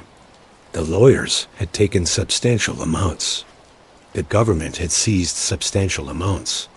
Whatever had been successfully hidden had either been found over the years or was inaccessible for reasons related to the networks through which it had been stored. He came out with almost nothing, which is, in its own way, a kind of justice, though a simultaneously insufficient and somewhat arbitrary one. Insufficient because it does not begin to compensate for the harm caused. Arbitrary because the same legal system that took Frank's money was run by many of the same people Frank had helped expose as corrupt. The brothers and cousins who formed the operational core of Frank Lucas's organization deserve more than the brief introduction we have given them, because they are central to understanding both the success and the human cost of what Frank built. Larry Lucas was Frank's primary lieutenant. He ran operations with a directness and a toughness that reflected both his upbringing and his education under Frank's guidance. He was, by multiple accounts, completely loyal and completely effective at the organizational tasks Frank assigned him. He was also, by the time of the arrest, deeply embedded in criminal activity that would carry serious legal consequences. The brothers, Levi, Turner, John Paul, Ezekiel, each had specific roles within the operation. Some managed distribution, some handled the money, some provided the physical security that any operation of this kind required. They were not passive participants brought along for the ride by their famous older brother. They were active participants in an enterprise they understood and chose. This is another one of the morally complex dimensions of Frank's story. He went back to North Carolina and brought his family north. He gave them roles in his operation and paid them from the enormous revenues that operation generated. From one perspective, this was Frank taking care of his family, doing for the people he loved what he could not do for them by any legitimate means, lifting them out of the poverty that had defined their shared childhood. From another perspective, he was exposing them to legal risk that ultimately destroyed their freedom. When the federal operation came down on January 28, 1975, the country boys were arrested simultaneously across multiple states. These were men with no prior criminal records, men who had been, until Frank brought them north, entirely outside the legal system's attention. Frank's inclusion of them in his operation meant their exposure when the operation collapsed. Several members of the Lucas family served significant prison time as a result of their involvement in the Blue Magic Empire. Whatever they earned during the years of operation did not, in most cases, compensate for the years of their lives that the legal system subsequently claimed. This is not simple. Family loyalty as organizational strategy produced extraordinary operational security for years. And then, when the security failed, it produced an extraordinary family catastrophe. The people who had trusted Frank Lucas, who had come north on his word, who had taken the roles he offered them, ended up in federal prison. Frank was aware of this. He spoke about it in later years with what appeared to be genuine pain. Not just the abstract guilt of a man who caused harm to strangers, but the specific, personal pain of a man who watched people he loved suffer consequences that his choices had created. Richie Roberts deserves a fuller portrait than the one we have drawn, because he is, in his own way, as extraordinary a figure as Frank Lucas, and the dynamic between them, the hunter and the hunted who became, eventually something like colleagues, is one of the most genuinely strange relationships in the history of American law enforcement. Roberts grew up in New Jersey, came into law enforcement through the standard channels, and worked his way into narcotics investigation through a combination of talent and professional ambition. He was not a romantic. He was not a crusader in the sense of someone carrying a banner. He was a professional who took his job seriously in an era when taking your job seriously put you in conflict with most of the people around you. The incident with the $1 million, the money he found in the car and vouched entirely, refusing to skim, is famous because it was, in the context of 1960s narcotics enforcement in New York, so extraordinary. Other officers of that era who turned down opportunities to steal from seized funds were not celebrated for their virtue. They were viewed as naive or self-righteous, as people who were either failing to understand how things worked or deliberately making life difficult for colleagues who did. Roberts went to law school while working as a detective. He eventually became an attorney. This trajectory, cop to lawyer, was not common, and it added a layer of institutional sophistication to his understanding of how the criminal justice system worked from both sides. When he eventually represented Frank Lucas, he was drawing on experience as both a prosecutor-adjacent investigator and a defense attorney, which gave him a perspective on the system that few practitioners have. His task force built the Frank Lucas case through years of painstaking work, the wiretaps, the surveillance, the informant cultivation, the financial analysis, the coordination between multiple federal and state agencies. All of this had to happen in an environment where, as Roberts knew from direct experience, some of the people in the agencies he was working with were potentially compromised. He managed this by being extremely careful about what information he shared with whom and when. If the task force had been penetrated, if Frank's network of corrupt officers had included someone with access to what Roberts was building, the entire investigation could have been compromised before it reached the critical point. The fact that it was not compromised, that the January 1975 raid caught Frank Lucas at home, that the simultaneous arrests of the country boys succeeded, that the operation came down as planned, reflects the degree of operational security that Roberts maintained within his own investigation. And then, after the arrest, Roberts agreed to serve as Frank's attorney. He crossed the institutional line between prosecutor and defense. He sat across the table from the man he had spent years hunting and worked to get him the best possible outcome from his cooperation agreement. Why? Roberts' own explanation, given in various interviews over the years, centers on a kind of professional respect. He recognized Frank Lucas as someone of genuine ability, someone who, in a different world, might have been an ally rather than an adversary. He also recognized that the information Frank could provide about law enforcement corruption was valuable, not just as a legal tool, but as a genuine contribution to the effort Roberts cared most about, making law enforcement actually function as it was supposed to. Frank Lucas had, in his possession, the specific, detailed, transactional information about which officers had taken what money from whom. This was not rumor or allegation. It was, in many cases, directly sourced knowledge. Frank knew who had been on his payroll.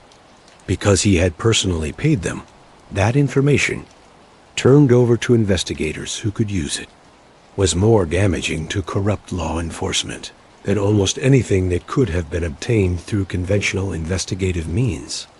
Roberts helped Frank understand the full value of what he had, helped him structure his cooperation to maximize its benefit to the government, and in return secured for Frank the sentence reduction that took his exposure from 70 years to 5. It is a strange alliance. Two men who had spent years in opposition finding, through the specific alchemy of the criminal justice system's cooperation mechanism, a kind of common ground, not friendship exactly, though it developed elements of that over subsequent years, but a mutual recognition, an acknowledgement from both directions that the other person was someone of quality navigating a very difficult world. The relationship between Frank Lucas and the Italian-American Mafia is one of the most underexamined dimensions of this story, and it deserves careful attention. The Mafia's involvement in heroin distribution in New York was, by the late 1960s, a well-established fact. The five families, Genovese, Gambino, Colombo, Lucchese, Bonanno, had been involved in the narcotics trade since the post-war era. Despite the official policy of several bosses who viewed drug dealing as too risky and too morally disreputable even for organized crime, the reason for the official prohibitions was practical, not ethical. The federal narcotics statutes of the post-war era carried extremely severe penalties, much more severe than most other criminal activities, and the FBI under J. Edgar Hoover had made the prosecution of mob-connected drug trafficking a significant priority.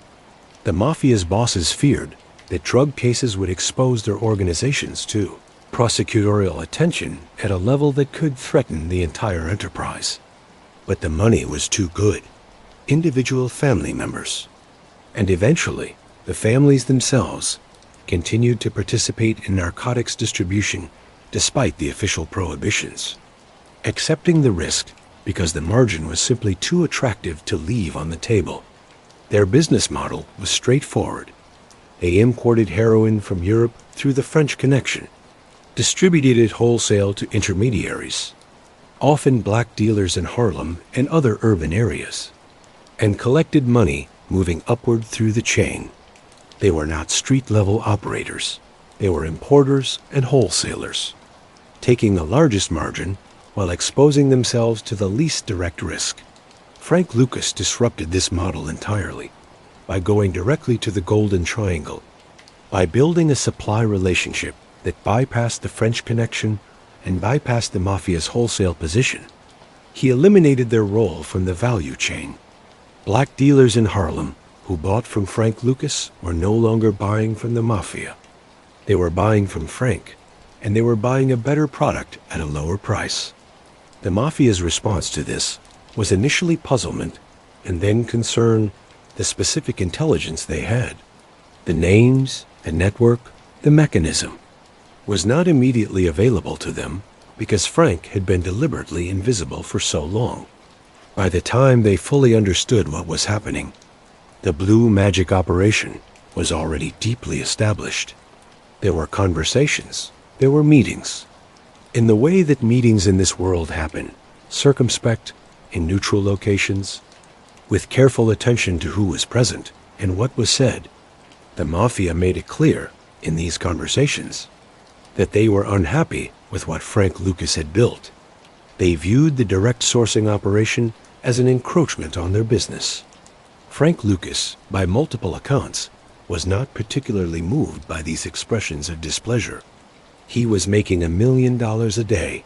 The Mafia could not offer him a better deal. And he had built his organization on family loyalty and operational security, specifically to be resistant to the kinds of pressure that outside organizations might bring to bear. The famous moment, often cited, though the precise details vary across accounts, was when Mafia representatives made clear to Frank that they expected him to buy from them and route his business through their supply chain. Frank reportedly declined in the specific way that only a person who understands the dynamics of power in the criminal world can decline, firmly, without apparent anxiety, making clear that he was not asking for permission and was not open to negotiation on the fundamental question: the Mafia, facing a competitor who had a supply chain they could not match and an organization they could not penetrate, ultimately had limited options. They could not simply eliminate Frank Lucas. He was too well protected, too careful about his movements. and an action against him would have provoked a response that none of them wanted. They could not cut off his supply. His supply was in Southeast Asia, far beyond their reach. They could not undercut his prices. They were paying more for worse product through the French connection. So they competed where they could, adjusted where they had to, and watched as Frank Lucas captured a significant share of the Harlem market that had previously been theirs. This displacement of the mafia by a black operator, not through violence, not through political maneuvering, but through superior supply chain management and organizational design, is one of the most extraordinary business stories in the history of American organized crime. When Ridley Scott's American Gangster was released in November 2007, it was a genuine cinematic event. Scott had made his name with films of extraordinary visual and narrative ambition. Alien, Blade Runner, Thelma and Louise, Gladiator, Black Hawk Down. He brought to the Frank Lucas story the same epic quality he brought to everything: a sense of scale and consequence, a willingness to let moral complexity breathe rather than resolve it prematurely. Denzel Washington's Frank Lucas is one of the finest performances of Washington's extraordinary career. He found in Frank something that transcended the simple criminal biography, a character of genuine intelligence and genuine self-contradiction, a man who was simultaneously devoted to family and willing to destroy families, who was disciplined to the point of obsession in some dimensions of his life and recklessly vain in others. The coat. Always the coat. Russell Crowe's Richie Roberts is a different kind of portrait. A man whose honesty is itself a form of damage, who has sacrificed his personal relationships on the altar of his professional integrity, who is heroic in one register and broken in another. The film was nominated for multiple Academy Awards. It grossed approximately $266 million worldwide, against a budget of approximately $100 million. It introduced the story of Frank Lucas to an international audience that had mostly never encountered it. Frank Lucas served as a consultant. He spent time on set. He told the filmmakers what it felt like to walk into a room a certain way, to hold a conversation with a specific kind of weight, to inhabit the specific psychology of a man who has built absolute authority in a world where authority is enforced by violence. His relationship with the film is complicated by the various disputes over how accurately it represented the events of his life and the degree to which certain individuals, including Richie Roberts, who is portrayed as something of a romantic hero, and who has had his own complicated public profile, were accurately depicted. The film is not a documentary. It is a dramatic interpretation of a true story, which means it compresses, amplifies, and occasionally invents in the service of narrative. The broad strokes of what it depicts, the blue magic operation, the cadaver connection, the Ali Frazier coat, the arrest, the cooperation, are consistent with the documented record. The specific scenes and dialogues are the filmmaker's construction. But the film's most significant contribution is not factual accuracy. It is the introduction of the moral and social context into a mainstream audience's understanding of this story. Scott's film is genuinely interested in the systemic conditions, the racism, the poverty, the drug war politics, the law enforcement corruption that shaped both Frank Lucas and the world he inhabited. It is not a simple celebration of criminal glamour. It is a serious examination of American failure at multiple levels. That seriousness is why the film has lasted. It is not just a gangster story. It is an American story over the years. Particularly after the American Gangster film revived public interest in his story, Frank Lucas gave a significant number of interviews. These interviews are valuable documents, not because Frank was always accurate or always forthcoming about everything he was not, but because they give us access to his voice, his reasoning, his self-understanding. Some consistent themes emerge. On poverty, Frank was always clear that he understood poverty as a formative experience. But he refused the narrative of victimhood. He did not present himself as someone who had been helpless in the face of his circumstances. He presented himself as someone who had looked at his circumstances and made choices. Choices he understood the nature of. Choices he stood behind, even as he acknowledged their consequences. On the drug trade, he was complicated here. He acknowledged, when pressed, that blue magic had harmed people. He knew what heroin addiction was. He had grown up in Harlem, had watched the heroin trade devastate the neighborhood even before he was involved in it. He could not credibly claim ignorance of what his product did to people who used it. But he also, in various interviews, minimized this dimension. He pointed to the corruption of the system, the cops on his payroll, the politicians who were bought, as evidence that the moral weight of the drug trade was not his alone to carry. He pointed to the legitimate businesses he ran, the people he employed, the economic activity he generated. He was not, in his self-presentation, simply an agent of destruction. On the cadaver connection, this is where Frank was most circumspect. He acknowledged some version of the coffin smuggling in various interviews, but the details he provided were inconsistent and sometimes contradictory.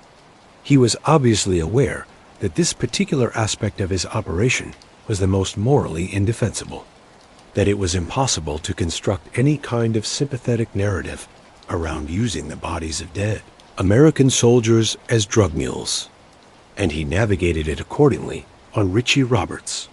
Genuine warmth. Whatever the adversarial history, Frank spoke about Roberts with real affection in later years. He respected Roberts's honesty in a world that had almost no room for it. He recognized, in Roberts, someone who was also trying to operate with discipline and integrity in an environment that rewarded neither. On his legacy, he struggled with this. He was a man who had lived long enough to watch the story of his life become, in some ways, mythological, to watch Denzel Washington play him, to watch documentaries examine him, to watch younger generations encounter his story with varying degrees of fascination and condemnation. He was aware that he was being held up as both a cautionary tale and a kind of folk hero, and that the folk hero aspect was troubling precisely because of what it was celebrating. He said, in one interview, that he would not want any young person to do what he did, that the math, when you ran it all the way through, the years of freedom, the years of prison, the money made, the money lost, the lives destroyed, the family members imprisoned, did not add up to anything he would choose again. Whether this was genuine reflection or the performance of an old man managing his public image is impossible to know with certainty, but it was said, and it has the texture of something that, at minimum, the speaker had thought about carefully.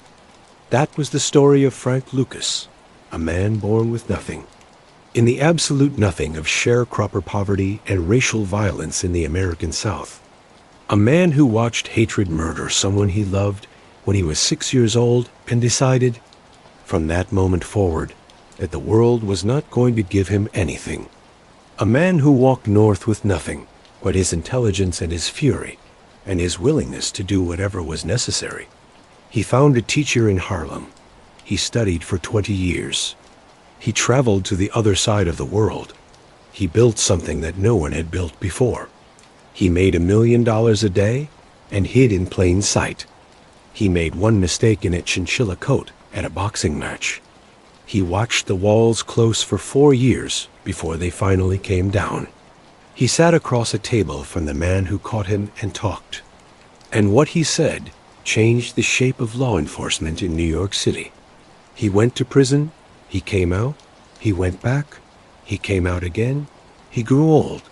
He watched Denzel Washington play him in a movie. He gave interviews. He tried to make sense of what he had done and what had been done to him, and where those two things were the same thing and where they were different. He died in Cedar Grove, New Jersey, on a spring morning in 2019. He was 88 years old. He left behind a wife, children. and a story that refuses to simplify itself, no matter how many times it is told. What part of Frank Lucas's story hit you the hardest? Was it the childhood in La Grange, the dirt floors, the death of Obadiah, the specific weight of poverty so complete it becomes a kind of violence? Was it the genius of the plan, the direct sourcing, the golden triangle, the audacity of cutting out the most powerful criminal organizations in America? Was it the coffins? If you can hear the rest of this story and stay at a comfortable remove, the coffins are the moment where that distance collapses. The specific darkness of that particular mechanism. Was it the coat? The way a single moment of human vanity, a beautiful coat, a great event, a man wanting to be seen, unraveled something that had been so carefully constructed? Was it Richie Roberts, the honest cop in the dishonest system, the man who hunted Frank Lucas and then represented him, who became something like a friend to the person he had spent years trying to destroy? Was it the ending, the quiet death in New Jersey, the old man in the Cedar Grove home, the 88 years of living that had passed between the dirt floors of La Grange, and the moment the breathing finally stopped? Tell us in the comments. We genuinely want to know. And if you made it this far, through the full story, every moment, you are a true member of this family. Drop a comment that says, "I stayed till the end." We see every one of those comments. And we appreciate every one of the people who take the time to sit with a story this complex and this important. Subscribe if you haven't already. Like this video if it moved you. Share it with someone who loves real history. Not the sanitized version, but the actual version, with all the moral weight it carries. Next time, we turn to another extraordinary life. Another story that reveals something essential about the America that exists beneath the one we learn about in school. A story of power and poverty and the specific human genius that emerges when intelligence has nowhere legitimate to go. Until then, rest well, let the story sit in you. And remember, the past is not just history, it is the explanation of the present. And the present is where we decide what the future will be. Good night.